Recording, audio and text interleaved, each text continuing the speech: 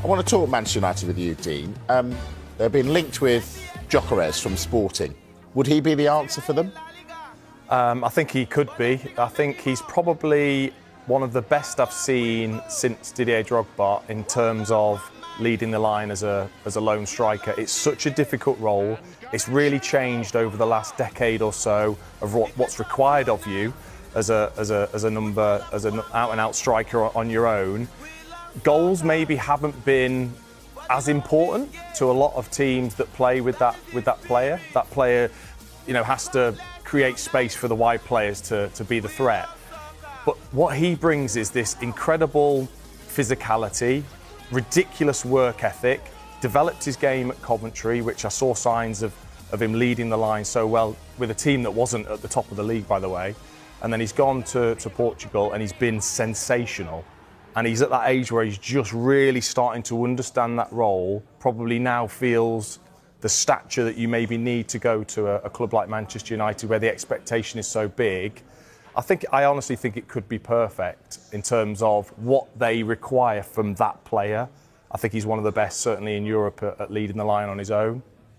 Is there a worry, though, because he's never played in the Premier League, that it might not be the place for him? No, I don't think so. I think he's played in England. The Championship is no easy league to play in, and the requirements physically for that league that you've got to go through. So I don't, and I think the development and how quickly he's developing, and more probably still to come, I don't see why you wouldn't just look at him. And I'm surprised there's not more clubs that are clamouring to get his signature, because I think he's only going to get better. And that position in particular now requires a certain talent to lead the line, I think, anyway. Dharmesh, when he played for Coventry, you could have got him for £21 million.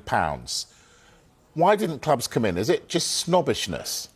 I wouldn't say snobbishness, but how many top Premier League clubs actually go to the Championship and recruit? That's my point. Sometimes you'll find that they would want that player, if they're keeping an eye on them, they almost take that calculated risk. We'll have to pay a little bit more, but we're going to need to see a little bit more, because the Championship might not be enough for him to make that jump to a top Premier League team and into the Champions League. It's the Portuguese league, number one. His record has been incredible, but also you've got to remember that he was scoring goals in the Champions League, scored a hat-trick against Manchester City as well in the Champions League last season. So he has shown that he can do it at that level.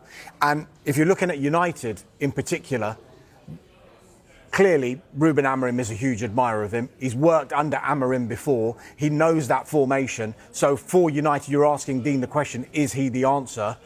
I mean, United have got a lot of work to do in all areas of the pitch, but if he wants to play in that formation and continue with that formation, and we've got no reason to believe that he won't, because he's very stubborn in that formation, is Amorim, you would think that someone like Viktor Gyökeres would be absolutely perfect, because he knows the manager and he knows that formation back to front. So it would be a fantastic signing if United can get it over the line. There was all this talk about he wanted to play Champions League football. Ruben Amorim was very, very pointed in one of his news conferences when he said, I only want players who want to play for Manchester United.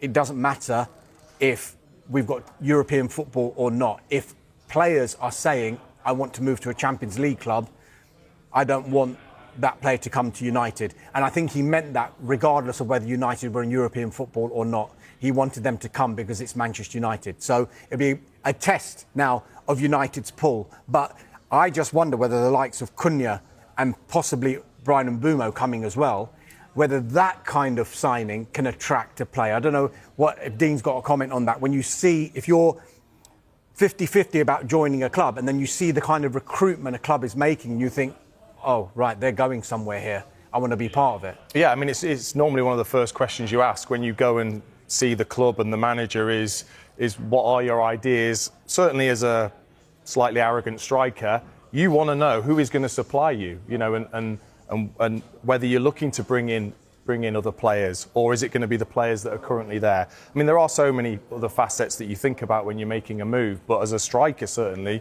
I think it is more of a draw to any player if you're seeing an Mbeumo being signed and a Cunha and those creative players, and the club are looking to improve massively as well with that. Do Manchester United still have that pull?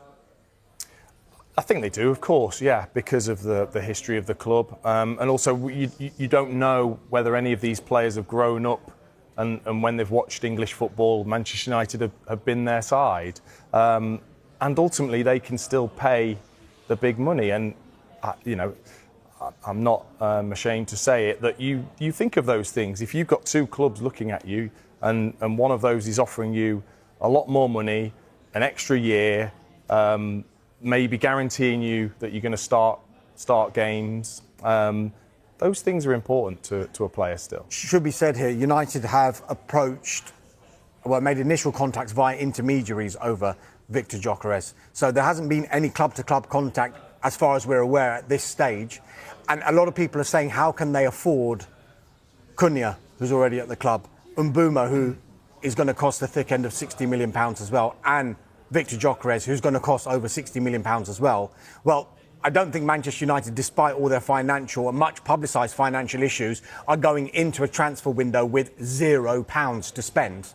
They will have a certain budget, which we understand to be covered by Cunha and Mbeumo, and then maybe they will have to make sales to be able to fund a deal for someone like Gyökeres. But if you look at the players that they're signing in Cunha and Mbeumo, is that almost a message as well to the current players who are there, who could have played in the number 10 positions? Rashford, Sancho, Anthony, Garnacho, thanks, but we're going to listen to offers for you. And I'm sure United are expecting offers for these players to be able to fund the rest of their window.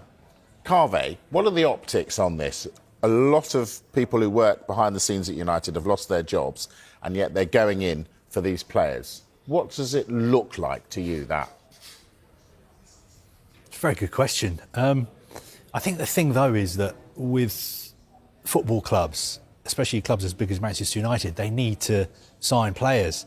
It's part of their business model. They've got to invest in the transfer market. It's what they do. They need players to put on the pitch to win things. So if I was somebody who worked at Manchester United and I'd been made redundant after I'd worked there for decades and decades and decades, yes, I would have mixed feelings this summer when I see that they are spending millions and millions of pounds on new players. But that is the way the modern football business works. I think INEOS have gone into Manchester United and brought in management consultants, and they've been told that, look, these are the cuts you can make going forward. The club needs to be much more efficient, and to do that, we have to make these people redundant. It's really sad what's happening at Manchester United and what's been happening there for a long time. But INEOS feel they have a plan to make things better. It's going to take time. It's not going to take just one window, but they believe that they're on the right track. And if you're a United fan, I suppose you've got no option but to put your faith in them. Dean, how long has Amorim got, do you think, to turn things around? I think a lot does depend on the recruitment, the ins and outs, because it's clear that he's trying to fight against certain players being at the club and wanting to change that playing squad to suit his style. And he's been so clear about that. He's even said in interviews that the ownership knew that this was the way I wanted to play and I am not going to deviate from that. Well, if the ownership believe in him, then they try and give him the players that will suit that system. Then if we all see that and we see the players that have come in that he can use in that system, then, after 3 or 4 months, if you're seeing nothing at all when you've spent that money and helped the manager, then of course the pressure's going to be on because of the expectation of the football club. And he'll know that, though.